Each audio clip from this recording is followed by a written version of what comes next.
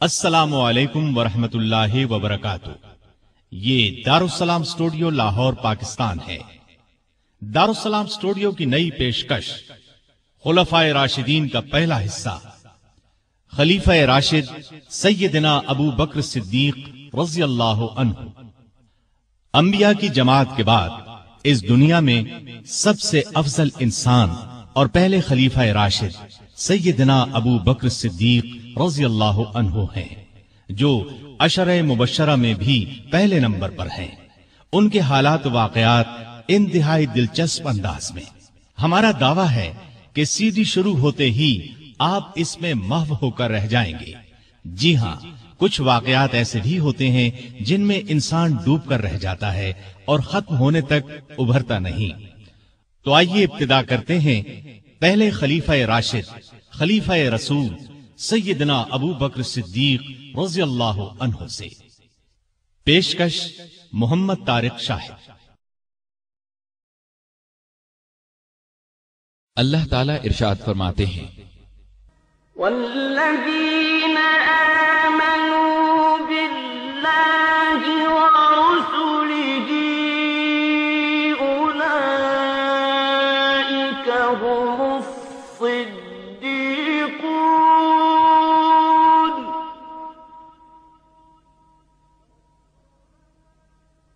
والشہداء عند ربهم لهم أجرهم ونورهم والذين كفروا وكذبوا بآياتنا أولئك أصحاب الجحيم۔ وہ لوگ جو اللہ اور اس کے رسولوں پر ایمان لائے ہیں، یہی تو وہ ہیں جو ان کے پروردگار کے نزدیک صدیق اور شہید ہیں۔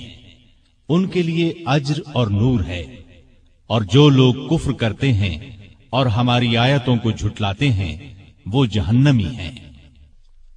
ارشاد نبوی ہے، ابو بکر کے مال نے جتنا مجھے فائدہ دیا اتنا کسی اور کے مال نے نہیں دیا۔ جماعت اصحاب روشن ستارے ہیں۔ آسمان پر موجود ستاروں کی روشنی کم و بیش ہے۔ یہی مثال صحابہ کرام رضی اللہ عنہم کی ہے، لیکن ہیں سبھی روشن۔ ان میں سب سے نمایاں، سب سے روشن اور سب سے تابناک بہرحال پہلے چار صحابہ ہی ہیں۔ یہی پہلے چار صحابہ خلفائے راشدین ہیں۔ عشرہ مبشرہ میں بھی سب سے پہلے انہی کا نام ہے۔ دنیا میں بہت سے لوگوں کو عجیب و غریب خصوصیات نصیب ہوئیں۔ آدم علیہ السلام سب سے پہلے انسان ہوئے۔ اللہ تعالیٰ نے انہیں ماں باپ کے بغیر پیدا فرمایا۔ عیسیٰ علیہ السلام بن باپ کے پیدا ہوئے۔ نوح علیہ السلام کو 950 سال کے قریب زندگی ملی۔ ابراہیم علیہ السلام کو آگ میں ڈالا گیا، آگ انہیں جلا نہ سکی۔ اسماعیل علیہ السلام کے گلے پر چھری چلائی گئی، گلا نہ کٹا۔ یونس علیہ السلام کو مچھلی نے زندہ نگلا، پھر مچھلی کے پیٹ سے زندہ نکل آئے۔ موسیٰ علیہ السلام سے کوہ طور پر اللہ تعالیٰ نے کلام فرمایا۔ نبی کریم صلی اللہ علیہ وسلم کی تو ہر بات ہی عرفہ و اعلیٰ ہے۔ آسمانوں کی سیر کی، ختم نبوت کا تاج آپ کو پہنایا گیا۔ آپ کی امت کو یہ امتیاز بخشا گیا کہ آخری امت قرار پائی۔ اس آخری امت میں بھی بہت سے افراد انوکھی خصوصیات والے قرار پائے۔ ان میں سب سے بلند درجہ ابو بکر صدیق رضی اللہ عنہ کا ہے۔ ان کی شان میں اللہ تعالیٰ نے یہ آیت نازل فرمائی، إِلَّا تَنصُرُوهُ فَقَدْ نَصَرَهُ اللَّهُ إِذْ أَخْرَجَهُ الَّذِينَ كَفَرُوا ثَانِيَ اثْنَيْنِ إِذْ هُمَا فِي الْغَارِ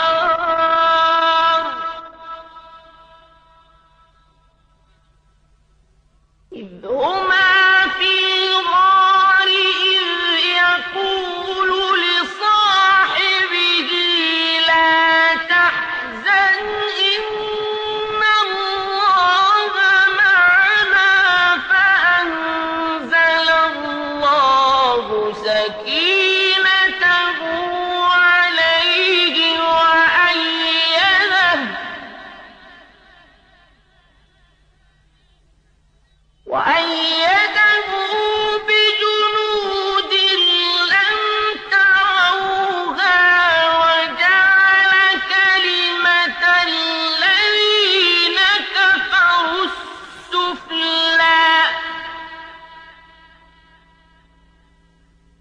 كلمة الله هي العليا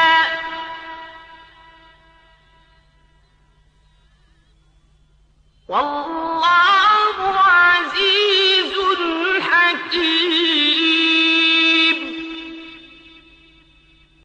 अगर तुम उनकी मदद न करो तो अल्लाह ही ने उनकी मदद की उस वक्त जब उसे काफिरों ने देश से निकाल दिया था, दो में से दूसरा जबकि वो दोनों गार में थे।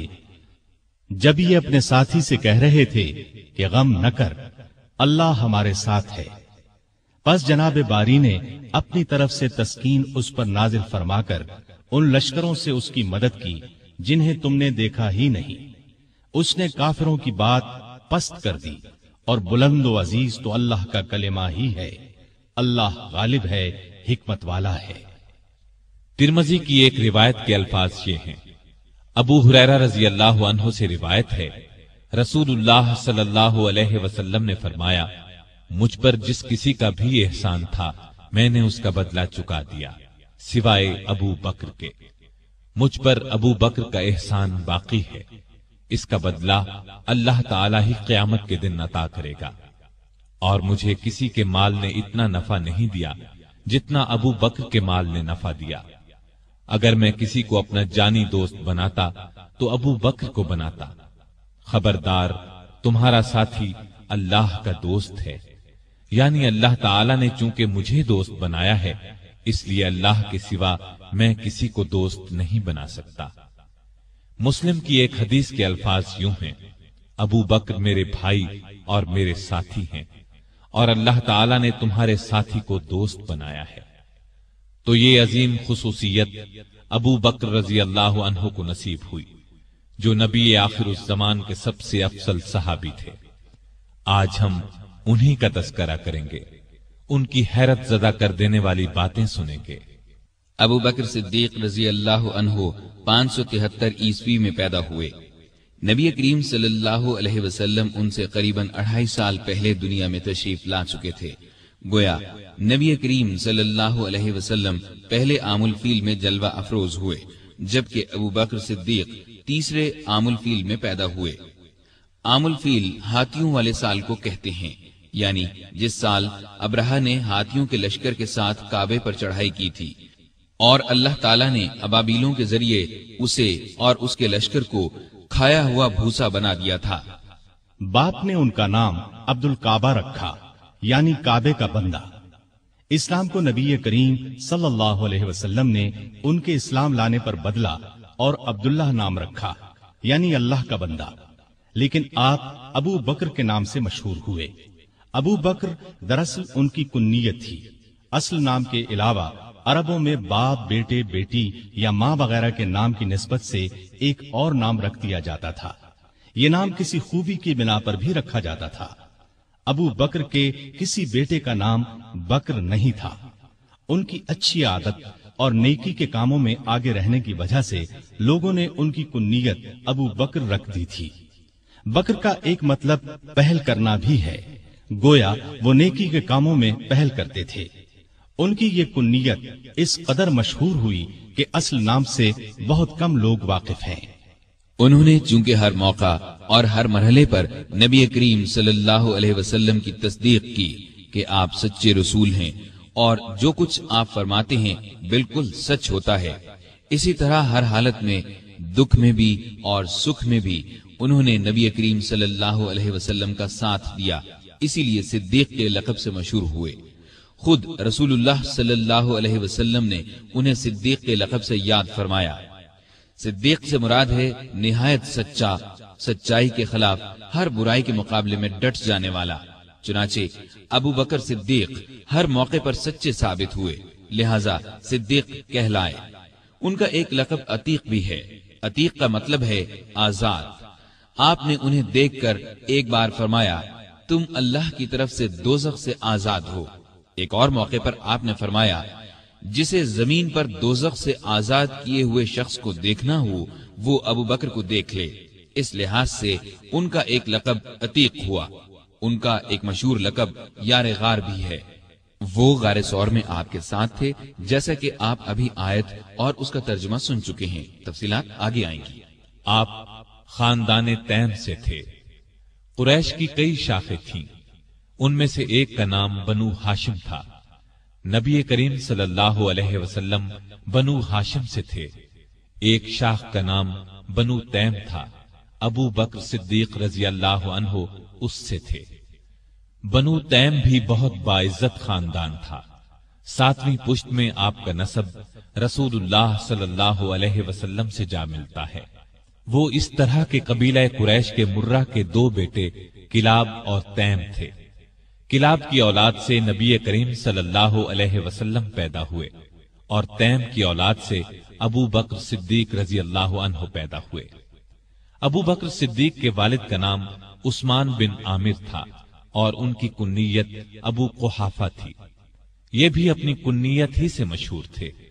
کامیاب اور خوشحال تاجر تھے۔ مکے کے لوگ انہیں بہت عزت کی نگاہ سے دیکھتے تھے۔ انہوں نے مکہ فتح ہونے کے بعد اسلام قبول کیا۔ اس وقت ان کی عمر 90 سال کے قریب تھی۔ بینائی جاتی رہی تھی۔ 14 ہجری میں 97 سال کی عمر میں وفات پائی۔ ابو بکر رضی اللہ عنہ کی والدہ کا نام سلمہ بنت سخر تھا۔ ان کی کنیت ام الخیر تھی۔ یہ بھی بنو تیم سے تھیں۔ اپنے شوہر ابو قحافہ کے چچا کی بیٹی تھی۔ انہوں نے نبی کریم صلی اللہ علیہ وسلم کی مدینہ ہجرت سے چند سال پہلے اسلام قبول کیا۔ لمبی عمر پائی اور ابو قحافہ کے وفات کے کچھ عرصے بعد فوت ہوئی۔ ابو بکر کے 2 بھائیوں کا ذکر بھی تاریخ کی کتابوں میں ملتا ہے۔ دونوں بچپن میں فوت ہو گئے تھے۔ 2 بہنیں بھی تھیں، ام فروا اور قریبہ۔ ام فروا کی شادی اشعث بن قیس سے اور قریبہ کی شادی مشہور صحابی قیس بن سعد سے ہوئی تھی۔ ابو بکر صدیق رضی اللہ عنہ پیدا ہوئے تو ہر طرف شرک کی تاریکیاں چھائی ہوئی تھیں۔ لوگ پتھر اور لکڑی کے بتوں کی پوجا کرتے تھے۔ ابو بکر بچپن ہی سے ذہین اور بہت نیک تھے۔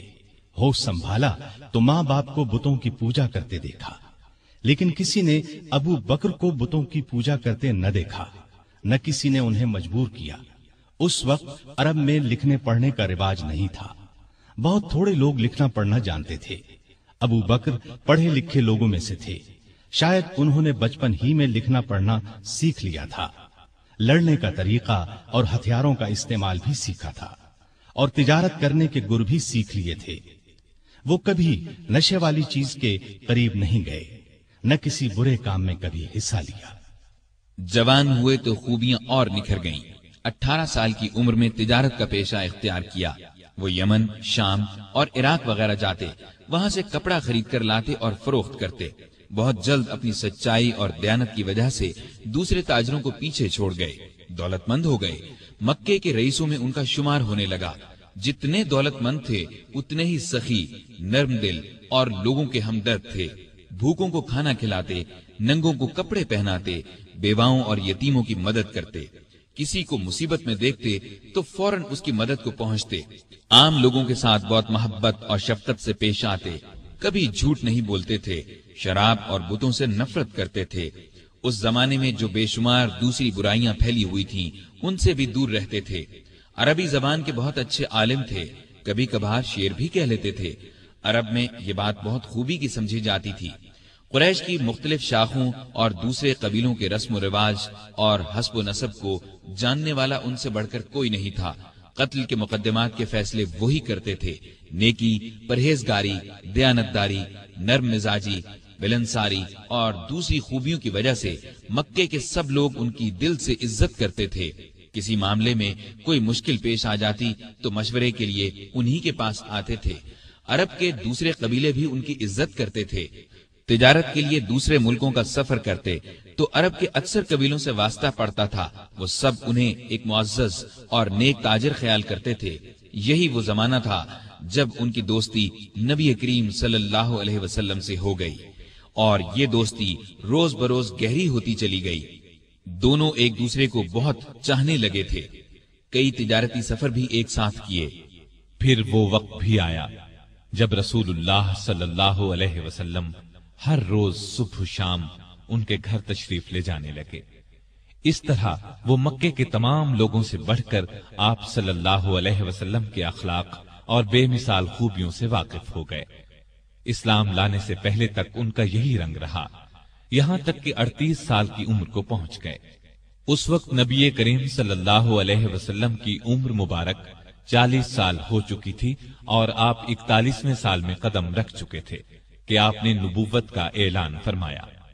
سب سے پہلے 4 نیک انسانوں نے اسلام قبول کیا، ان میں سے 3 تو آپ کے گھر کے تھے، یعنی خدیجہ رضی اللہ عنہا، علی رضی اللہ عنہ اور زید بن حارثہ رضی اللہ عنہ۔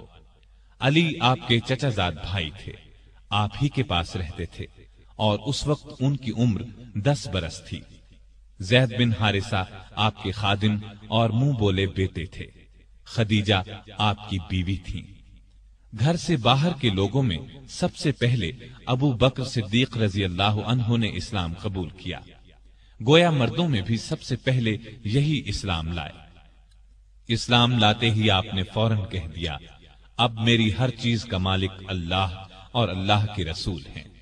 مال اور اسباب تو کیا چیز ہیں، ان کی خاطر جان اور اولاد بھی قربان کر سکتا ہوں۔ نبوت کا اعلان فرمانے کے بعد نبی صلی اللہ علیہ وسلم نے شروع کے 3 سالوں میں صرف ان سمجھدار لوگوں کو اسلام کی طرف بلایا جن سے یہ امید کی جا سکتی تھی کہ وہ جھگڑا نہیں کریں گے اور اللہ کا سچا دین قبول کر لیں گے۔ اس کام میں ابو بکر صدیق نے آپ کا پورا ساتھ دیا، اسلام کی تبلیغ کی اور قریش کے بڑے بڑے لوگوں کو مسلمان کر لیا۔ ان میں عثمان غنی، طلحہ، زبیر، سعد بن ابی وقاص اور عبد الرحمن بن عوف رضی اللہ عنہم جیسے اونچے رتبے کے لوگ شامل تھے۔ رسول کریم صلی اللہ علیہ وسلم کی تبلیغ سے 3 سال میں قریباً 150 نیک مردوں اور عورتوں نے اسلام قبول کیا۔ یہ کام چپکے کیا گیا۔ اس زمانے میں نمازیں بھی چھپ کر پڑھی جاتی تھیں تاکہ کافروں کو ان کے اسلام لانے کا پتہ نہ چلے۔ تاہم ایک دن چند کافروں نے مسلمانوں کو نماز پڑھتے دیکھ لیا۔ انہوں نے مسلمانوں کو باپ دادا کا مذہب چھوڑنے پر برا بھلا کہا۔ نبی کریم صلی اللہ علیہ وسلم کو خبر ہوئی تو آپ نے اپنے پیارے صحابی ارقم بن ابی ارقم رضی اللہ عنہ کے مکان کو مسلمانوں کے جمع ہونے اور نماز پڑھنے کی جگہ بنا دیا۔ یہ مکان صفا پہاڑی کے قریب تھا اور بہت محفوظ تھا، کافر اس پر آسانی سے حملہ نہیں کر سکتے تھے۔ نبوت کے 4تھے سال اللہ تعالی کے حکم سے آپ نے کھلم کھلا اسلام کی تبلیغ شروع فرمائی۔ اس پر کافر بھڑک اٹھے، مسلمانوں کو ستانے لگے، ان کے دشمن بن گئے۔ مسلمانوں نے قریباً 9 سال ظلم برداشت کیے۔ اسلام لانے والوں کی تعداد مسلسل بڑھتی گئی۔ ابو بکر رضی اللہ عنہ نے بھی اسلام کی خاطر ظلم برداشت کیے، لیکن برابر اسلام کی خدمت میں لگے رہے۔ آپ صلی اللہ علیہ وسلم پر جان چھڑکتے رہے۔ جس وقت انہوں نے اسلام قبول کیا ان کے پاس 40,000 درہم تھے۔ ان میں سے اپنے پاس صرف 5-6 ہزار درہم رکھ کر باقی سب غریب مسلمانوں کو کافروں کے پنجے سے چھڑانے اور اسلام کی ترقی کے لیے خرچ کر ڈالے۔ ابو بکر رضی اللہ عنہ کی تبلیغ سے جن لوگوں نے اسلام قبول کیا ان میں طلحہ بھی تھے۔ یہ ابو بکر رضی اللہ عنہ کے چچا زاد بھائی تھے۔ ان کے اسلام لانے کا حال قریش کے ایک سردار کو معلوم ہوا۔ یہ شخص اسلام کا سخت دشمن تھا۔ اس نے طلحہ اور ابو بکر رضی اللہ عنہما کو رسی سے باندھ کر خوب مارا پیٹا، لیکن یہ اسلام پر قائم رہے۔ ایک روز نبی کریم صلی اللہ علیہ وسلم خانہ کعبہ میں تشریف لے گئے۔ کافروں نے آپ کو دیکھا تو جوش میں آ گئے، گھیرے میں لے لیا۔ ابو بکر کو خبر ہوئی تو فوراً کعبے پہنچے اور کفار مکہ سے کہا، تم پر افسوس ہے، تم ایک ایسے شخص کو مارے ڈالتے ہو جو کہتا ہے میرا رب اللہ ہے، جبکہ وہ اللہ کی صاف نظر آنے والی نشانیاں لے کر تمہارے پاس آیا ہے۔ ابو بکر کے یہ الفاظ سن کر کافروں نے رسول اللہ کو تو چھوڑ دیا، سب نے مل کر ان پر حملہ کر دیا اور اتنا مارا کہ لہو لہان ہو گئے۔ یہ مار کھاتے جاتے تھے اور کہتے جاتے تھے، اے عزت اور شان والے اللہ، تیری ذات بہت برکت والی ہے۔ آخر بے ہوش ہو کر گر پڑے۔ ان کے قبیلے والوں کو پتہ چلا تو دوڑے آئے، اٹھا کر گھر لے گئے۔ عائشہ رضی اللہ عنہا فرماتی ہیں کہ ابا جان کو زخمی حالت میں گھر لایا گیا تو حالت یہ تھی کہ سر پر جس جگہ ہاتھ لگتا وہاں سے بال جھڑ جاتے۔ بہت دیر بعد انہیں ہوش آیا تو سب سے پہلے ان کی زبان سے یہ الفاظ نکلے، رسول اللہ صلی اللہ علیہ وسلم کا کیا حال ہے؟ اس وقت وہاں قبیلے کے ایسے لوگ بھی موجود تھے جو اسلام نہیں لائے تھے۔ انہیں یہ الفاظ سن کر بہت غصہ آیا، کہنے لگے، تم پر افسوس ہے، اس حالت میں بھی محمد کا خیال نہیں چھوڑتے۔ جب یہ لوگ چلے گئے تو انہوں نے اپنی ماں سے پھر وہی سوال پوچھا۔ ماں نے کہا، مجھے ان کا کچھ حال معلوم نہیں۔ اس پر وہ بولے، جا کر خطاب کی بیٹی ام جمیل سے پوچھیں۔ ام جمیل کا نام فاطمہ تھا، عمر فاروق رضی اللہ عنہ کی بہن تھی۔ اس وقت مسلمان ہو چکی تھی لیکن کافروں سے اپنا اسلام چھپا رکھا تھا۔ ابو بکر کی والدہ نے جا کر ان سے کہا، میرا بیٹا محمد کا حال پوچھ رہا ہے۔ تو فاطمہ ان کے ساتھ ان کے گھر گئیں۔ ابو بکر کی حالت دیکھ کر چیخ پڑی اور بولی، اللہ کی قسم، جن لوگوں نے آپ کے ساتھ یہ سلوک کیا ہے وہ سخت کافر ہیں، برے لوگ ہیں۔ مجھے امید ہے اللہ ان سے بدلہ ضرور لے گا۔ ابو بکر نے کہا، رسول اللہ صلی اللہ علیہ وسلم کا کیا حال ہے؟ ام جمیل نے ان کے کان میں کہا، آپ کی والدہ سن رہی ہیں۔ یہ انہوں نے اس لیے کہا کہ ان کی والدہ اس وقت تک ایمان نہیں لائی تھی۔ اس پر وہ بولے، تم ان کی فکر نہ کرو، ان سے کوئی خطرہ نہیں۔ تب انہوں نے بتایا، نبی کریم صلی اللہ علیہ وسلم بالکل خیریت سے ہیں اور دار ارقم میں ہیں۔ وہ سن کر بولے، اللہ کی قسم، میں اس وقت تک کچھ کھاؤں گا نہ پیوں گا جب تک رسول اللہ صلی اللہ علیہ وسلم کو دیکھ نہ لوں گا۔ آخر رات کی تاریکی میں ام جمیل انہیں رسول کریم صلی اللہ علیہ وسلم کے پاس لے گئیں۔ آپ نے ابو بکر کی حالت دیکھی تو آنکھوں میں آنسو آ گئے۔ آپ نے جھک کر ابو بکر کی پیشانی چومی۔ اس موقع پر ابو بکر نے اپنی والدہ کے مسلمان ہونے کی خواہش ظاہر کی۔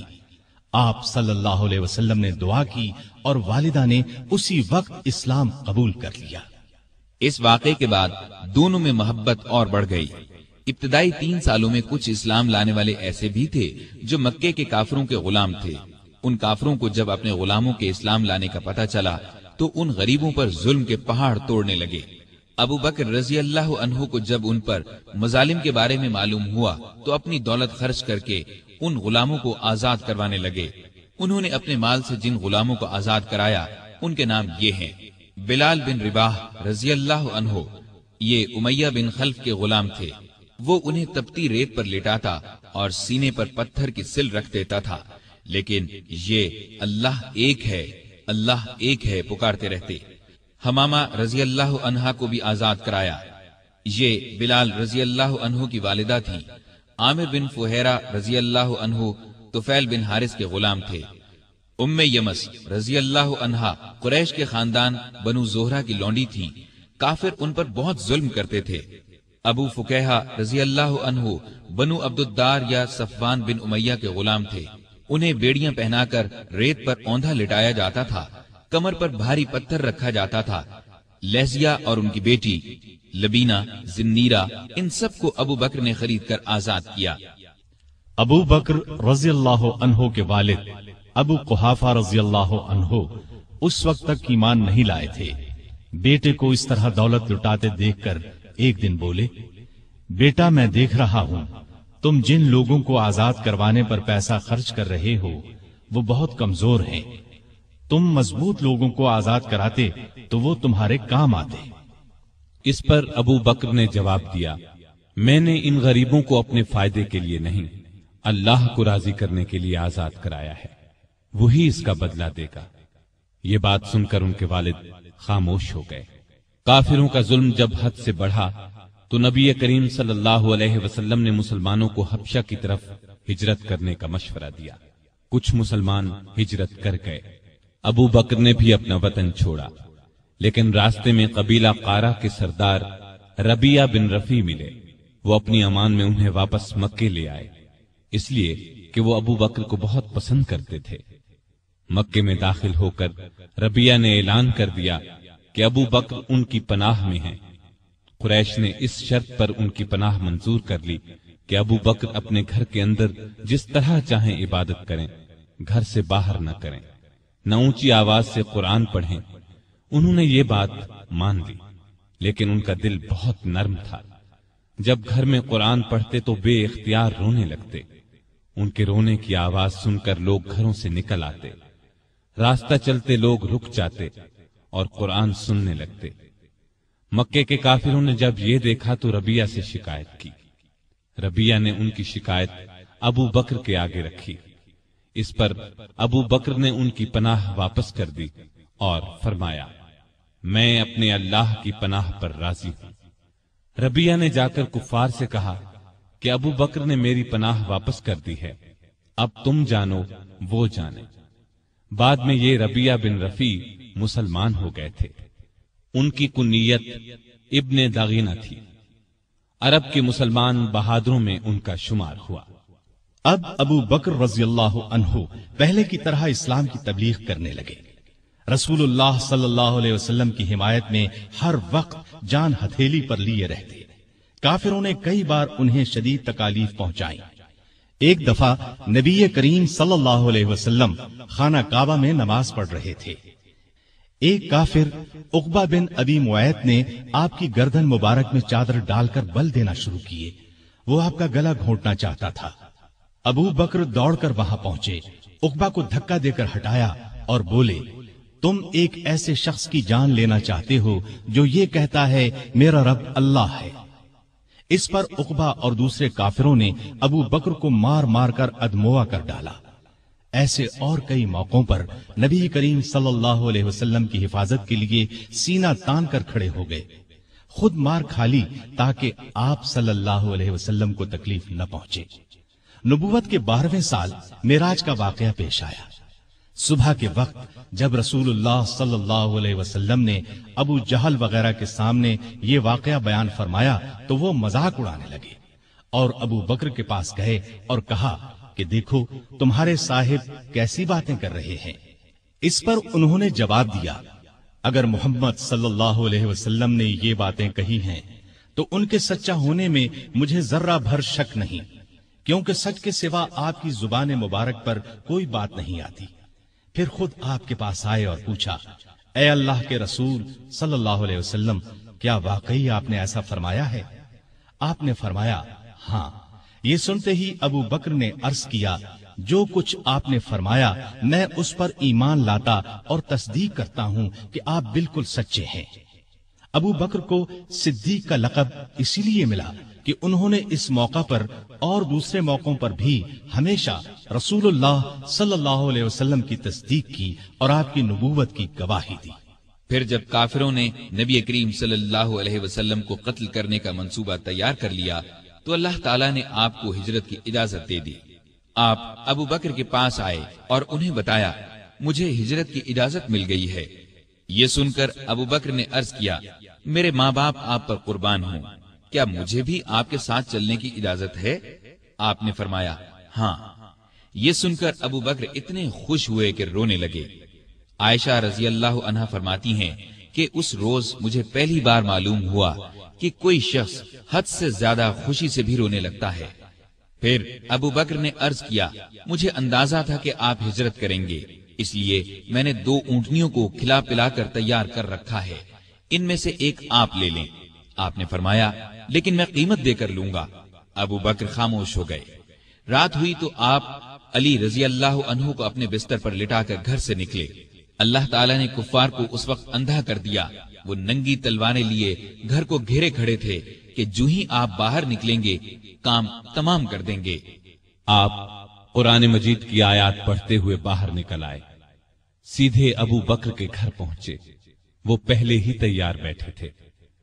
رخصت سے پہلے انہوں نے اپنے بیٹے کو ہدایت کی کہ رات کو آ کر خبریں سنانا، ہم فلاں جگہ ٹھہریں گے۔ اپنے خادم عامر بن فہیرہ کو ہدایت دی کہ وہ روزانہ کی طرح بکریاں چرائے اور رات کو ان کا دودھ ہمیں دے جایا کرے۔ پھر ابو بکر گھر میں موجود تمام نقدی ساتھ لے کر نکل پڑے۔ راستے میں ابو بکر کبھی آپ کے آگے ہو جاتے اور کبھی پیچھے۔ آپ صلی اللہ علیہ وسلم نے وجہ پوچھی تو عرض کیا، جب مجھے خطرہ ہوتا ہے کہ آگے سے کوئی دشمن نہ آ جائے تو آپ کے آگے چلنے لگتا ہوں، پیچھے سے کوئی خطرہ محسوس کرتا ہوں तो पीछे हो जाता हूं। इस तरह दोनों गारे सौर में पहुंचे। ये मक्के के जुनूब मशरिक में करीबन 5 किलोमीटर पर है। रास्ते में जमीन पथरीली होने की वजह से दोनों के पांव जख्मी हो गए। अबू बकर रज़ियल्लाहु अन्हु आपकी तकलीफ बर्दाश्त न कर सके। आप सल्लल्लाहु अलैहि वसल्लम को बमुश्किल अपने साथ लेकर गारे सौर, जो बहुत बुलंदी पर था, पहुंचे। पहले अबू बकर अंदर दाखिल हुए, गार को साफ किया। गार में जो सुराख नजर आए उनको अपनी चादर फाड़कर बंद किया। गार में 2 सुराख बाकी बच रहे, जिनके लिए चादर नहीं बची थी। अबू बकर रज़ियल्लाहु अन्हु ने उन दोनों पर अपने पांव रख दिए। फिर रसूलुल्लाह सल्लल्लाहु अलैहि वसल्लम से अर्ज की कि अंदर तशरीफ लाएं। आप सल्लल्लाहु अलैहि वसल्लम अंदर तशरीफ ले गए और अबू बकर की आगोश में सर रखकर सो गए। उधर अबू बकर रज़ियल्लाहु अन्हु के पांव में किसी चीज ने डस लिया। अबू बकर ने बड़े सब्र से तकलीफ बर्दाश्त की, लेकिन हिले नहीं कि कहीं आपकी आंख न खुल जाए।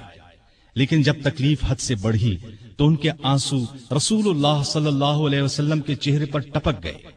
आपकी आंख खुल गई। आपने फरमाया, अबू बकर तुम्हें क्या हुआ? अर्ज की, मेरे माँ बाप आप पर कुर्बान, मुझे किसी चीज ने डस लिया है। रसूलुल्लाह सल्लल्लाहु अलैहि वसल्लम ने उस पर अपना लुआबे दहन लगा दिया। जहर का असर फौरन दूर हो गया और तकलीफ जाती रही। यहां दोनों हजरात ने 3 रातें छुपकर गुजारी।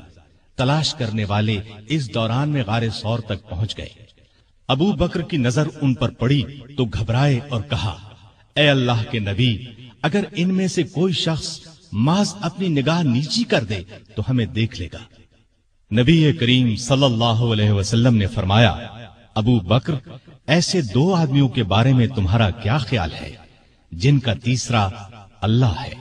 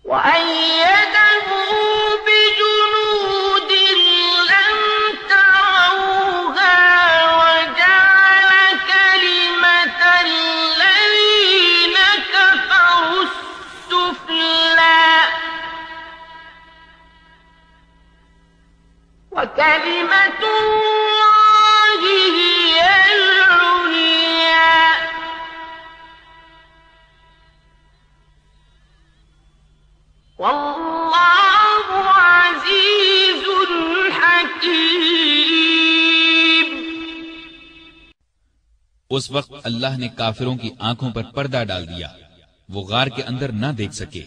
आपने 3 रातें और 3 दिन गार में कयाम फरमाया। आमिर बिन फुहैरा दूध पहुंचाते रहे। आपकी बेटी अस्मा रात को खाना पहुंचाती रही और अब्दुल्लाह रज़ियल्लाहु अन्हु दिन भर की खबरें भी सुनाते रहे। गोया अबू बकर का घराना खिदमत में लगा रहा। तीसरी रात गार से रवाना हुए। आमिर साथ चले। अब्दुल्ला अरीकत नामी एक शख्स को उजरत पर रास्ता दिखाने के लिए साथ ले लिया। इस तरह ये आगे चले। उधर मक्के के काफिर आपकी तलाश में निकले, क्योंकि घर में उन्हें अली रज़ियल्लाहु अन्हु मिले थे। पहले वो अबू बकर रज़ियल्लाहु अन्हु के घर पहुंचे। वो वहां ना मिले तो काफिरों ने ऐलान किया, जो शख्स मोहम्मद या अबू बकर को पकड़ कर लाएगा उसे हर एक के बदले 100 ऊंट इनाम में दिए जाएंगे। कबीला बनु मुदलज का सरदार सुराका ये ऐलान सुनकर हथियार लगाकर आपकी तलाश में घोड़े पर रवाना हुआ।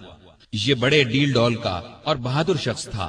तलाश करते करते इन हजरात के नजदीक पहुंच गया, लेकिन घोड़े ने ठोकर खाई, जमीन पर गिरा, दोबारा सीधा हुआ, फिर गिरा। उधर अबू बकर मुड़ मुड़ कर उसकी तरफ देख रहे थे। बोले, ए अल्लाह के रसूल, हमारा पीछा करने वाला बहुत करीब आ गया है। इस पर नबी करीम सल्लल्लाहु अलैहि वसल्लम ने फरमाया, ला तहज़न इन्नल्लाह मअना, गम न कर, अल्लाह हमारे साथ है। इसके साथ ही सुराका का घोड़ा जमीन में धंस गया। ये देखकर वो पुकारा, مجھے معاف کر دیجئے، میں آپ کو کوئی تکلیف نہیں پہنچاؤں گا۔ آپ نے دعا کی، گھوڑا نکل آیا، سراقہ نزدیک آیا، کافروں کے اعلان کے بارے میں بتایا۔ آپ نے اسے جانے کی اجازت دے دی اور اس سے کہا ہمارے بارے میں کسی کو نہ بتانا۔ وہ لوٹ گیا اور آپ اپنے ساتھی کے ساتھ آگے روانہ ہوئے۔ ادھر یثرب یعنی مدینہ کے لوگوں کو اطلاع مل چکی تھی، وہ آپ کا بے چینی سے انتظار کر رہے تھے۔ آپ 8 دن تک سفر کے بعد قباء کے قریب پہنچے۔ قباء مدینے سے 4 کلومیٹر کے فاصلے پر جنوب مغرب میں ایک گاؤں تھا۔ لوگوں کو آپ کی آمد کی خبر ملی تو اللہ اکبر کے نعرے لگاتے امٹ پڑے۔ ادھر رسول کریم صلی اللہ علیہ وسلم اور ابو بکر رضی اللہ عنہ سواری سے اتر کر ایک درخت کے نیچے بیٹھ گئے تھے۔ لوگ ابو بکر کو سلام کرتے رہے، اس لیے کہ ان کے سر اور داڑھی کے بال سفید ہو گئے تھے۔ لوگ انہیں اللہ کا رسول سمجھے۔ نبی صلی اللہ علیہ وسلم پر دھوپ آئی تو ابو بکر نے آپ پر کپڑا تان کر سایہ کیا۔ تب لوگوں کو معلوم ہوا کہ اللہ کے رسول تو یہ ہیں۔ آپ صلی اللہ علیہ وسلم نے قباء میں مسجد بنوائی۔ چند دن ٹھہرنے کے بعد وہاں سے مدینے کی طرف روانہ ہوئے۔ ابو بکر اب بھی ساتھ تھے۔ مدینے میں آپ اور ابو بکر ابو ایوب انصاری کے ہاں قیام فرما ہوئے۔ اب آپ نے مدینے میں مسجد بنانے کا ارادہ فرمایا۔ مسجد کے لیے جو زمین خریدی گئی اس کی قیمت ابو بکر نے ادا کی۔ تمام مسلمانوں نے بڑھ چڑھ کر مسجد کی تعمیر میں حصہ لیا۔ ابو بکر بھی کسی سے پیچھے نہ رہے۔ پھر ابو بکر نے اپنے گھر کے باقی افراد کو بھی مکے سے مدینے بلا لیا، لیکن والد اور ایک بھائی نے ابھی اسلام قبول نہیں کیا تھا، وہ مکے ہی میں ٹھہرے رہے۔ ابو بکر رضی اللہ عنہ کی والدہ بھی بوڑھے شوہر کی وجہ سے وہیں رکی رہی۔ مدینے میں آپ نے اپنا کام یعنی کپڑے کی تجارت پھر سے شروع کر دی، لیکن زیادہ وقت نبی کریم صلی اللہ علیہ وسلم کی خدمت میں بسر کرنے لگے۔ آپ ہر جگہ رسول اللہ صلی اللہ علیہ وسلم کے ساتھ جاتے۔ ابو بکر صدیق رضی اللہ عنہ نے ہر طرح کے جہاد میں حصہ لیا، دین کی خاطر ہر قسم کی سختیاں برداشت کی، اپنا مال اللہ کے راستے میں بے دریغ خرچ کیا، جان کی بازی لگا کر اللہ اور اس کے رسول صلی اللہ علیہ وسلم کے دشمنوں سے لڑے۔ آپ غزوہ بدر میں شریک ہوئے۔ اس لڑائی سے پہلے آپ نے پرجوش انداز میں مسلمانوں سے کہا ہم آخری دم تک لڑیں گے۔ میدان جنگ میں نبی کریم صلی اللہ علیہ وسلم بہت دیر تک دعا کرتے رہے تو ابو بکر کا دل بھر آیا اور انہوں نے یہ الفاظ کہے، اے اللہ کے رسول اب بس کیجئے، آپ بہت دعا مانگ چکے، اللہ آپ سے کیا ہوا وعدہ ضرور پورا فرمائے گا۔ لڑائی کے دوران جو کافر آپ صلی اللہ علیہ وسلم کی طرف بڑھتا، ابو بکر فوراً اس پر حملہ آور ہوتے۔ ابو بکر کے بیٹے عبد الرحمن ابھی مسلمان نہیں ہوئے تھے، کافروں کے لشکر میں موجود تھے۔ کچھ عرصے بعد وہ اسلام لے آئے۔ اس وقت انہوں نے بتایا، ابا جان، بدر کی لڑائی میں آپ میری تلوار کے زد میں آئے تھے، لیکن میں نے وار نہیں کیا تھا۔ یہ سن کر ابو بکر نے فرمایا، لیکن اگر تم میری تلوار کی زد میں آ جاتے تو میں تمہیں ہرگز نہ چھوڑتا۔ اس کے بعد احد کی لڑائی ہوئی۔ اس لڑائی میں مسلمانوں کے ایک دستے کی غلطی کی وجہ سے مسلمانوں کے پاؤں اکھڑ گئے۔ اس وقت کافر چاروں طرف سے آپ صلی اللہ علیہ وسلم پر ٹوٹ پڑے۔ اس وقت جن چند جانثاروں نے آپ کے ساتھ دشمن کا مقابلہ کیا، ان میں سے ایک ابو بکر رضی اللہ عنہ بھی تھے۔ خندق کی لڑائی میں ابو بکر فوج کا ایک دستہ لے کر خندق کے ایک حصے کی حفاظت کرتے رہے۔ بعد میں اس جگہ مسجد بنائی گئی جو مسجد صدیق کے نام سے مشہور ہوئی۔ بیعت رضوان کے موقع پر صلح کی چند شرائط مسلمانوں کو پسند نہ آئیں تو وہ ابو بکر کے پاس آئے اور اپنا خیال ظاہر کیا۔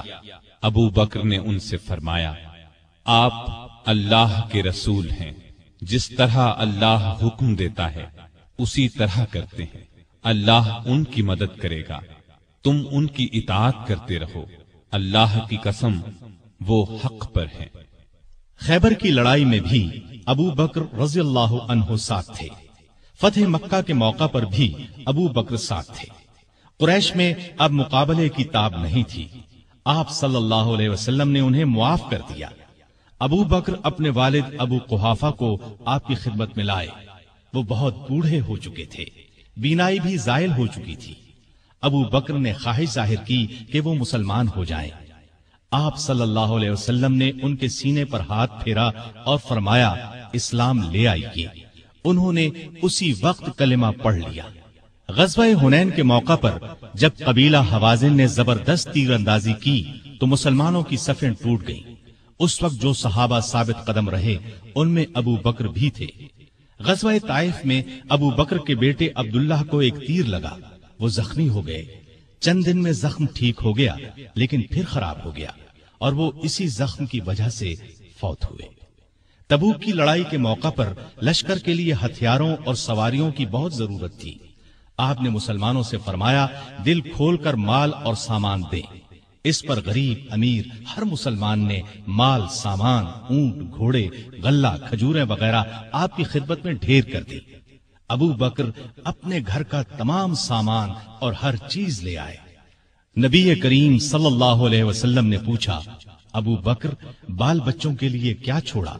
उन्होंने अर्ज किया, उनके लिए अल्लाह और अल्लाह का रसूल काफी है।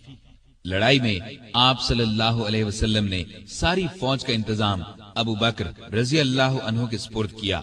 फौज का बड़ा झंडा भी उन्हीं को दिया। तबूक मदीने से 686 किलोमीटर दूर है। मुसलमान तकलीफें उठाते वहां पहुंचे। तबूक से वापसी के बाद हज के दिन करीब आए तो आप सल्लल्लाहु अलैहि वसल्लम ने अबू बकर को अमीर हज मुकर्रर फरमाया। उन्होंने लोगों को हज कराया। हिजरत के 10वें साल रसूल करीम सल्लल्लाहु अलैहि वसल्लम खुद हज के लिए मक्का तशरीफ ले गए। अबू बकर रजी अल्लाह अन्हु और हजारहा मुसलमान आपके साथ थे। आपका सामान अबू बकर की ऊंटनी पर लादा गया। 11 हिजरी में आपने एक लश्कर शाम भेजने के लिए तैयार किया। इस लश्कर का सरदार आपने अपने एक प्यारे नौजवान उसामा बिन जैद रजी अल्लाह अन्हु को मुकर्रर फरमाया। इस लश्कर को भेजने का मकसद ये था कि रूम के बादशाह से मूता की लड़ाई का बदला लिया जाए। मूता की लड़ाई 8 हिजरी में हुई थी और उसमें रूमी ईसाइयों के हाथों नबी करीम सल्लल्लाहु अलैहि वसल्लम के 12 प्यारे सहाबा शहीद हो गए थे। उनमें उसामा रजी अल्लाह अन्हु के वालिद जैद भी थे। इस लश्कर में अबू बकर रजी अल्लाह अन्हु भी शरीक थे। उन्होंने इस बात की परवाह तक नहीं की कि उनका सिपाह सालार 18-19 साल की उम्र का एक नौजवान है। दरअसल वो अल्लाह के सिपाही थे और जो बात अल्लाह के रसूल सल्लल्लाहु अलैहि वसल्लम को पसंद थी वही उन्हें भी पसंद थी। हज से वापसी पर नबी सल्लल्लाहु अलैहि वसल्लम ने मुसलमानों को ये खुतबा दिया, अल्लाह ने अपने एक बंदे को इख्तियार दिया कि चाहे तो दुनिया की नेमतों को कबूल कर ले और चाहे तो अल्लाह के पास जाकर उन नेमतों को कबूल करे जो वहां मिलने वाली हैं। तो उस बंदे ने अल्लाह के पास जाकर मिलने वाली नेमतों को कबूल किया है। ये खिताब सुनकर अबू बकर रज़ी अल्लाह अन्हु रोने लगे। वो समझ गए कि ये आप सल्लल्लाहु अलैहि वसल्लम ने अपने बारे में फरमाया है। हिजरत के 11वें साल रसूल करीम सल्लल्लाहु अलैहि वसल्लम के मरज में इजाफा हो गया तो आपने अबू बकर को नमाज पढ़ाने का हुक्म फरमाया। अबू बकर नमाजें पढ़ाने लगे।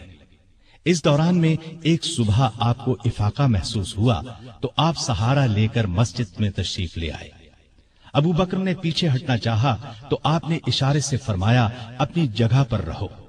फिर आपने उनके साथ बैठकर नमाज अदा की। हिजरत के 11वें साल 12 रबीउल अव्वल बरोज पीर आप सल्लल्लाहु अलैहि वसल्लम ने रहलत फरमाई। वो दिन अबू बकर की जिंदगी का सबसे बड़े सदमे का दिन था।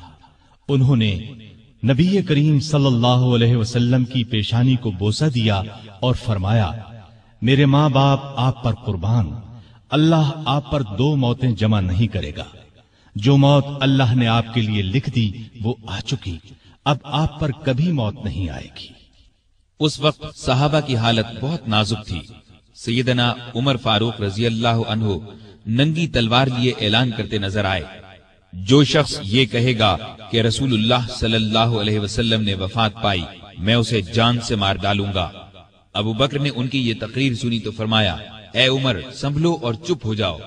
फिर आपने लोगों के सामने तकरीर की, लोगों, जो शख्स मोहम्मद सल्लल्लाहु अलैहि वसल्लम को पूछता था वो जान ले कि मोहम्मद सल्लल्लाहु अलैहि वसल्लम वफात पा गए हैं, और जो अल्लाह को पूछता था वो समझ ले कि अल्लाह जिंदा है, वो कभी नहीं मरेगा। ان الفاظ کے بعد آپ نے قرآن مجید کی یہ آیت تلاوت فرمائی، وما محمد إلا رسول قد خلت من قبله الرسل أفإن مات أو قتل انقلبتم على أعقابكم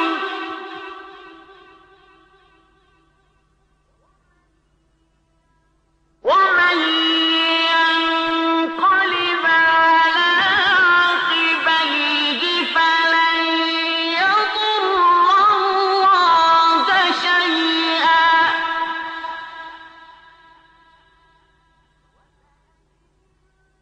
وسيجزي الله الشاكرين.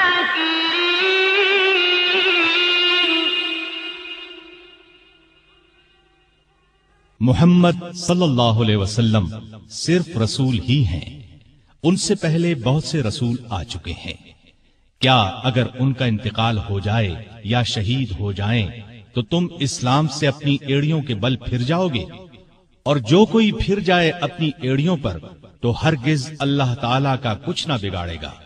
ان قریب اللہ تعالیٰ شکر گزاروں کو نیک بدلہ دے گا۔ ابو بکر رضی اللہ عنہ کی تقریر سن کر لوگوں کو یقین آ گیا کہ رسول اللہ صلی اللہ علیہ وسلم واقعی ان سے جدا ہو چکے ہیں۔ آپ کی وفات کے بعد مسلمانوں نے متفقہ طور پر جناب ابو بکر صدیق کو خلیفہ چن لیا۔ خلیفہ بنائے جانے کے بعد انہوں نے یہ خطبہ دیا، لوگو، اللہ کی قسم میں نے کبھی تمہارا امیر بننے کی خواہش نہیں کی۔ تم نے ایک ایسا بوجھ مجھ پر ڈال دیا ہے جس کے اٹھانے کی طاقت میں اپنے اندر نہیں پاتا، اور اللہ کی مدد کے بغیر اس کو نہیں سنبھال سکتا۔ میں تم سے بہتر نہیں، اگر سیدھے راستے پر چلوں تو میری مدد کرنا، اور اگر غلطی کروں تو مجھے درست کر دینا۔ یاد رکھو، سچائی امانت ہے اور جھوٹ خیانت۔ تم میں سے جو کمزور ہے وہ میرے نزدیک طاقتور ہے، یہاں تک کہ اس کا حق دلوا دوں، اور تم میں سے جو طاقتور ہے وہ میرے نزدیک کمزور ہے، یہاں تک کہ اس سے دوسروں کا حق وصول کر لوں۔ جو قوم اللہ کی راہ میں جہاد چھوڑ دیتی ہے وہ ذلیل کر دی جاتی ہے، اور جس قوم میں بے حیائی پھیل جاتی ہے اس پر اللہ کا عذاب نازل ہوتا ہے۔ جب تک میں اللہ اور اس کے رسول صلی اللہ علیہ وسلم کی اطاعت کروں تم میرا حکم مانو، اور جب میں اللہ اور اس کے رسول کی نافرمانی کروں تو تم پر میرا حکم ماننا فرض نہیں۔ اب نماز کے لیے کھڑے ہو جاؤ، اللہ تم پر رحم فرمائے۔ خلیفہ بننے کے بعد ابو بکر نے جو سب سے پہلا حکم جاری کیا وہ یہ تھا کہ اسامہ کے لشکر کو شام جانے کے لیے تیار ہو جانا چاہیے۔ مجاہدین فوراً جمع ہونے لگے۔ اسی اثنا میں خبریں آنے لگیں کہ عرب کے بہت سے قبیلوں نے زکوٰۃ ادا کرنے سے انکار کر دیا ہے۔ یہ لوگ ابھی تھوڑا عرصہ پہلے ہی مسلمان ہوئے تھے۔ بعض لوگوں نے نبی ہونے کا جھوٹا دعویٰ کر کے ہزارہا لوگوں کو بے وقوف بنا ڈالا۔ لوگ ان کے گرد جمع ہو گئے۔ یہ حالات دیکھ کر بعض صحابہ نے سیدنا صدیق اکبر کو مشورہ دیا کہ ان حالات میں اسامہ کے لشکر کو بھیجنا مناسب نہیں، بہتر یہ ہے کہ اس کو روک دیا جائے تاکہ دشمن مدینے پر حملہ کریں تو ان کا مقابلہ کیا جا سکے۔ لیکن ابو بکر نے یہ مشورہ ماننے سے انکار کر دیا اور فرمایا، اللہ کی قسم، اگر مدینہ اس طرح آدمیوں سے خالی ہو جائے کہ درندے اور کتے مجھے پھاڑ کھائیں، تب بھی میں اس لشکر کو شام جانے سے نہیں روکوں گا جس کو رسول اللہ صلی اللہ علیہ وسلم نے شام جانے کا حکم فرمایا تھا۔ اب بعض صحابہ نے یہ مشورہ دیا کہ لشکر کا سپہ سالار نو عمر اسامہ کی جگہ کسی عمر رسیدہ تجربہ کار صحابی کو بنا دیا جائے۔ یہ سن کر ابو بکر کو غصہ آ گیا۔ انہوں نے فرمایا، یہ تم کیسا مشورہ دے رہے ہو؟ جس شخص کو رسول اللہ صلی اللہ علیہ وسلم نے لشکر کا امیر بنایا، میں اس کی جگہ کسی اور کو امیر مقرر کروں؟ ایسا ہرگز نہیں ہوگا۔ پھر ابو بکر رضی اللہ عنہ لشکر کو رخصت کرنے کے لیے خود مدینے سے باہر مقام جرف پر پہنچے، دور تک انہیں چھوڑنے گئے۔ اسامہ گھوڑے پر سوار تھے اور ابو بکر ان کے ساتھ پیدل چل رہے تھے۔ اسامہ نے عرض کیا، اے رسول اللہ کے خلیفہ، یا تو آپ بھی گھوڑے پر سوار ہو جائیں یا مجھے گھوڑے سے اتر کر پیدل چلنے دیں۔ ابو بکر نے فرمایا، نہ تو میں سوار ہوں گا نہ تمہیں گھوڑے سے اترنے دوں گا۔ اگر کچھ دیر کے لیے میرے قدموں پر اللہ کی راہ کا غبار پڑ جائے تو اس سے میری شان میں کوئی کمی نہیں آ جائے گی۔ پھر آپ نے لشکر کو رخصت کیا، انہیں دعا دی۔ اسامہ کا یہ لشکر شام کے عیسائیوں کو سزا دے کر قریباً 70 دن بعد واپس لوٹا۔ نبی صلی اللہ علیہ وسلم کی وفات کے بعد کچھ قبیلے اسلام سے پھر گئے، کچھ نے زکوٰۃ دینے سے انکار کر دیا اور کچھ نے جھوٹی نبوت کا اعلان کر دیا۔ یہ سب ارتدادی فتنے تھے، یعنی یہ مرتد ہو گئے تھے۔ ابو بکر رضی اللہ عنہ نے ان سب کے خلاف جہاد کیا۔ پہلے آپ نے زکوٰۃ نہ دینے والوں سے جنگ کی، انہیں شکست دی۔ پھر خالد بن ولید اور دوسرے سپاہ سالاروں کے لشکر جھوٹے نبیوں کی طرف روانہ کیے۔ مسیلمہ کذاب سب سے بڑا جھوٹا نبی تھا۔ خالد بن ولید کے لشکر نے اسے شکست فاش دی۔ اس لڑائی کو یمامہ کی لڑائی کہا جاتا ہے۔ مسیلمہ بھی اس جنگ میں مارا گیا۔ 10,000 مرتد ہلاک ہوئے۔ مسلمانوں کے لشکر میں سے 1,000 شہید ہوئے۔ اس طرح مرتدوں کی کمر ہمیشہ کے لیے ٹوٹ گئی، ہر طرف امن قائم ہو گیا، اور یہ سب ابو بکر کی غیر معمولی ایمانی طاقت، ہمت اور شجاعت کی وجہ سے ممکن ہوا۔ اس کے بعد آپ کا ایک خاص کارنامہ یہ ہے کہ آپ نے قرآن کو ایک جگہ جمع کروایا، کیونکہ اس وقت قرآن مجید مختلف جگہوں پر لکھا ہوا تھا۔ یمامہ کی لڑائی میں سینکڑوں حفاظ صحابہ شہید ہو گئے تھے، اس لیے ضرورت محسوس ہوئی کہ قرآن کو ایک جگہ جمع کر دیا جائے، چنانچہ یہ کام کیا گیا۔ اس کے بعد ابو بکر روم اور ایران کی طرف متوجہ ہوئے۔ روم اور ایران اس وقت دنیا کی 2 بڑی سلطنتیں تھیں۔ روم والے عیسائی تھے اور ایران کے لوگ مجوسی یعنی آگ کو پوجتے تھے۔ دونوں ہی مسلمانوں کے دشمن تھے۔ نبی کریم صلی اللہ علیہ وسلم نے اپنی زندگی مبارک میں آس پاس کے ملکوں کے بادشاہوں کے نام اسلام کے پیغامات ارسال فرمائے تھے۔ ایک خط ایران کے بادشاہ خسرو پرویز کو بھی بھیجا گیا تھا۔ اس نے آپ کا خط پھاڑ دیا تھا۔ آپ نے یہ خبر سن کر فرمایا تھا، اللہ اس کے ملک کے ٹکڑے ٹکڑے کرے۔ پھر خسرو پرویز کے بیٹے نے اسے قتل کر ڈالا۔ اس کے بعد ایرانی آپس میں لڑنے لگے۔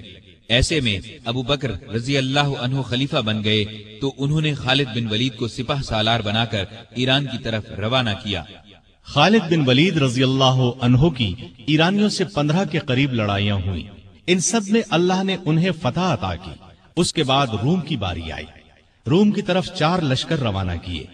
ان کے سپہ سالار ابو عبیدہ بن جراح، یزید بن ابی سفیان، شرحبیل بن حسنہ اور عمر بن عاص مقرر فرمائے۔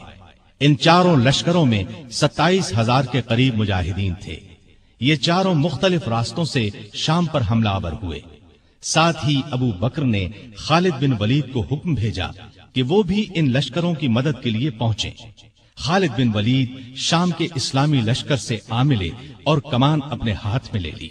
ادھر رومیوں کا بڑا لشکر اجنادین کے مقام پر جمع ہوا۔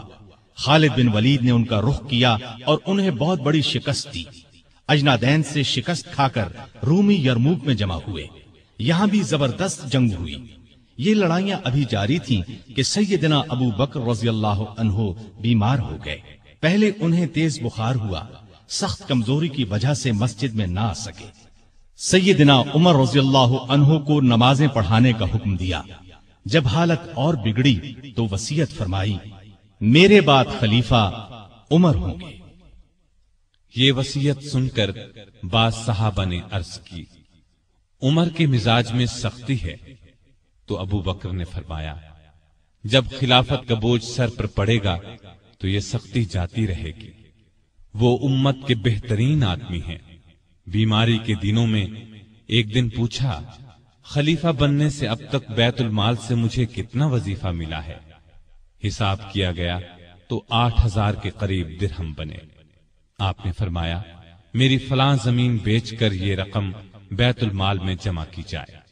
پھر آپ نے فرمایا جب سے میں خلیفہ ہوا ہوں میری جائیداد کتنی بڑھی ہے؟ لوگوں نے کہا کہ ایک حبشی غلام ہے جو بچوں کو کھلاتا ہے، مسلمانوں کی تلواروں کو صاف کرتا ہے اور چمکاتا ہے، ایک اونٹنی ہے جس پر پانی لاتا ہے، اور ایک معمولی سی پرانی چادر ہے۔ یہ سن کر فرمایا میرے مرنے کے بعد یہ سب چیزیں نئے خلیفہ عمر کے پاس پہنچا دی جائیں۔ ایک وصیت یہ کی کہ میری قبر رسول اللہ صلی اللہ علیہ وسلم کی قبر کے پاس بنائی جائے۔ اپنے کفن کے بارے میں فرمایا جو کپڑے میرے بدن پر ہیں انہی میں کفن دیا جائے۔ اس پر عائشہ رضی اللہ عنہا نے فرمایا ہم آپ کے لیے نیا کفن کیوں نہ خریدیں؟ جواب میں فرمایا مردوں سے زیادہ نئے کپڑوں کی ضرورت زندوں کو ہے۔ یہ بھی فرمایا نبی صلی اللہ علیہ وسلم کی وفات پیر کو ہوئی تھی، آج پیر ہے، مجھے امید ہے کہ میری موت بھی آج ہی ہوگی۔ چنانچہ 22 جمادی الاخر ہجرت کے 13ویں سال پیر کے دن ابو بکر رضی اللہ عنہ اس دنیا سے رحلت کر گئے۔ کفن دفن ان کی وصیت کے مطابق ہوا۔ وفات کے وقت عمر 63 سال تھی۔ خلافت کی مدت 2 سال 3 ماہ 11 دن ہے۔ خلیفہ بننے سے پہلے کپڑے کی تجارت کرتے تھے۔ جس روز خلیفہ بنائے گئے اس سے اگلے روز کپڑے کے تھان کندھے پر رکھ کر بازار کی طرف نکلے۔ عمر نے دیکھا تو عرض کی اگر آپ تجارت کرتے رہے تو مسلمانوں کے کام کون سر انجام دے گا؟ اس طرح مسلمانوں کے مشورے سے آپ کا وظیفہ مقرر ہوا۔ یہ اتنا تھا جتنا ایک عام آدمی کا خرچ ہوتا ہے۔ وفات کے وقت یہ بھی اپنی زمین فروخت کر کے بیت المال میں جمع کرانے کی وصیت کر دی۔ اس وصیت کے مطابق جب یہ رقم بیت المال میں جمع کرانے کے لیے سیدنا عمر فاروق کی خدمت میں لائی گئی تو عمر رو پڑے۔ آپ کی شکل نورانی، قد درمیانہ، جسم دبلا پتلا، رنگ گورا تھا، لباس بہت سادہ پہنتے، عبادت کا بہت شوق تھا، دن کو روزہ رکھتے، رات کو قیام کرتے، تلاوت کے وقت اتنا روتے کہ داڑھی تر ہو جاتی۔ قرآن اور حدیث کے بہت بڑے عالم تھے۔ آپ سے مروی 42 احادیث ہیں۔ لکھنا پڑھنا بھی جانتے تھے۔ مختلف اوقات میں 5 شادیاں کی، 3 بیٹے اور 3 بیٹیاں تھیں۔ ان کے نام یہ ہیں عبداللہ، عبد الرحمن، محمد، اسما، عائشہ اور ام کلثوم رضی اللہ عنہم۔ گھر والوں سے بہت محبت کرتے تھے، لیکن سب سے زیادہ نبی کریم صلی اللہ علیہ وسلم سے محبت کرتے تھے۔ اس محبت کا الفاظ میں بیان ناممکن ہے۔ ہر وقت اپنی جان نبی کریم صلی اللہ علیہ وسلم پر قربان کرنے کے لیے تیار رہتے تھے۔ آپ صلی اللہ علیہ وسلم بھی ہر وقت انہیں اپنے ساتھ رکھتے، کوئی بات ان سے چھپا کر نہیں رکھتے تھے۔ آپ صلی اللہ علیہ وسلم کی خدمت میں صحابہ جڑ کر بیٹھتے تھے، لیکن ابو بکر کے لیے جگہ چھوڑ دی جاتی تھی۔ جب وہ اپنی جگہ پر آ کر بیٹھتے تو آپ ان کی طرف رخ کر لیتے تھے۔ آپ صلی اللہ علیہ وسلم فرمایا کرتے تھے ابو بکر تمام لوگوں میں مجھے سب سے زیادہ پیارے ہیں۔ آپ صلی اللہ علیہ وسلم نے کئی بار انہیں جنت کی بشارت دی۔ ایک مرتبہ فرمایا ابو بکر حوض کوثر پر میرے ساتھ ہوں گے۔ ایک مرتبہ نبی کریم صلی اللہ علیہ وسلم نے 10 صحابہ کے نام لے کر فرمایا کہ یہ جنتی ہیں۔ ان میں پہلا نام ابو بکر صدیق کا لیا۔ ابو بکر صدیق غریبوں اور محتاجوں کی بہت مدد کرتے تھے۔ اللہ کے راستے میں خرچ کرنے میں سب کو پیچھے چھوڑ دیتے تھے۔ اللہ کا خوف اس قدر تھا کہ حساب کے دن کا خیال آنے پر کانپ جاتے تھے۔ فرمایا کرتے تھے کاش میں ایک تنکا ہوتا، کسی کو کوئی بات کہہ دیتے تو فوراً اس سے معافی مانگ لیتے، لوگوں کو سلام کرنے میں پہل کرتے تھے، پرہیزگاری تو حد درجے کی تھی۔ ایک دن آپ کا غلام کھانے کی کوئی چیز لایا، آپ نے اس میں سے کچھ کھا لیا، لیکن کھانے کے بعد غلام نے آپ سے پوچھا آپ کو معلوم ہے کہ آپ نے جو کھایا ہے وہ کیا ہے؟ آپ نے فرمایا بتلاؤ یہ کہاں سے آیا ہے؟ اس نے بتایا کہ زمانہ جاہلیت میں ایک شخص نے مجھ سے کچھ منتر پڑھوایا تھا، یہ اس کی اجرت ہے۔ یہ سن کر ابو بکر نے اپنا ہاتھ منہ میں ڈالا اور جو کچھ پیٹ میں گیا تھا قے کے ذریعے سب کچھ باہر نکال دیا۔ مزاج میں بہت عاجزی تھی۔ خلیفہ بننے سے پہلے محلے والوں کی بکریوں کا دودھ دو دیتے تھے۔ خلیفہ بننے کے بعد بھی یہ معمول نہ چھوڑا۔ لوگوں کو بہت اچھی اچھی نصیحتیں کرتے رہتے تھے۔ فرماتے ہیں، مصیبت کی جڑ انسان کی گفتگو ہے۔ عقل مند کی پہچان یہ ہے کہ وہ زیادہ باتیں نہیں کرتے۔ سچائی امانت اور جھوٹ بددیانتی ہے۔ کسی مسلمان کو حقیر نہ جانو۔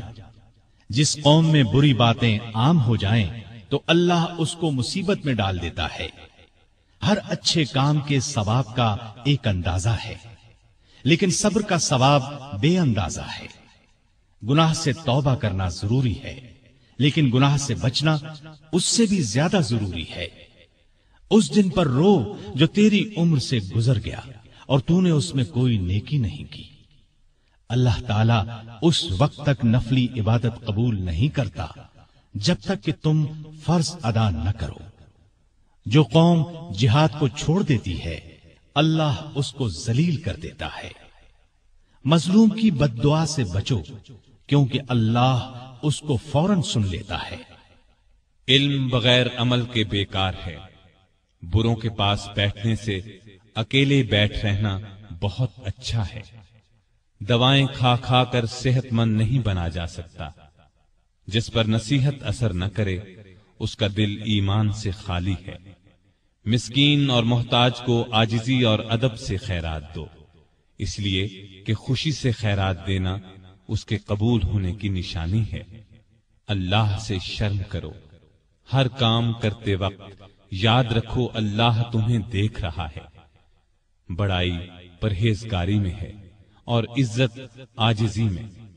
آپس میں بھائی بھائی بن کر رہو جیسا کہ تمہیں اللہ نے حکم دیا ہے۔ ایک دوسرے سے تعلق مت توڑو، کسی سے حسد نہ کرو اور نہ کسی کے خلاف دل میں کینہ رکھو۔ سامعین محترم، ابھی آپ دارالسلام اسٹوڈیو سے خلفائے راشدین کا پہلا حصہ خلیفہ راشد سیدنا ابو بکر صدیق رضی اللہ عنہ سماعت فرما رہے تھے۔ دوسرے حصے میں آپ خلیفہ راشد عمر فاروق رضی اللہ عنہ کے بارے میں حالات و واقعات سنیں گے۔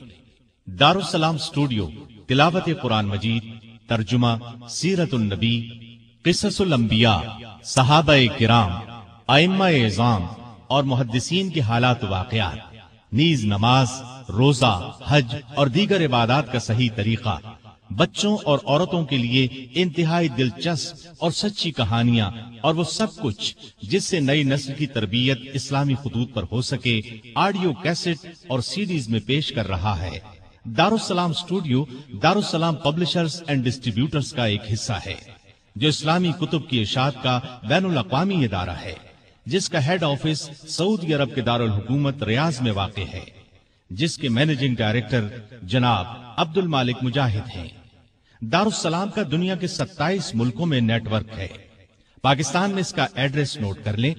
دارالسلام اسٹوڈیو 50 لوور مال نزد MAO کالج لاہور۔ فون 724-0024 723-2400 اور 712-0054، فیکس 735-4072۔ یہ پیشکش تھی محمد طارق شاہد کی۔ اللہ حافظ۔